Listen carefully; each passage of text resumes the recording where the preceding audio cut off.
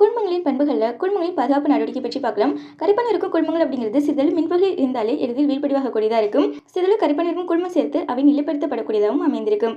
Gold குழுமத்தை பாதுகாக்கணும் அப்படின்னா சிறிதளவு ஜெலட்டின் சேர்க்கப்படக்கூடியதாக இருக்கும். ஒரு குழுமத்தின் பாதுகாப்பு திறனை அறிய சிக்மாண்டி என்பவங்க தான் கோல்டின் எனும் பதத்தை உருவாக்கியிருக்காங்க. 10 ml கோல்டு குழுமத்துடன் 1 ml அதாவது 10% சோடியம் குளோரைடு கரைசலை சேர்க்கும் போது வீழ்படுவதை தடுக்க தேவைப்படும் நீர் விரும்பும் குழுமத்தின் மில்லிகிராம் எண்ணிக்கை தான் கோல்டின் என்று வரையறுக்கப்படக்கூடியதாக இருக்கு.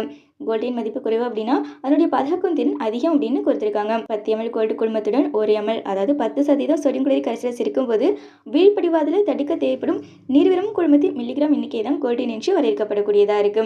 குழுமங்கள் மற்றும் சில குழுமங்களின் கோல்டின் மதிப்பு கொடுத்துருக்காங்க. என்ன அப்படின்ட்டு பார்க்கலாம். ஜெலட்டின் குழுமத்தின் கோல்டின் என்ன பார்த்தோன்னா 0.005 முதல் 0.01 வரை இருக்கும்.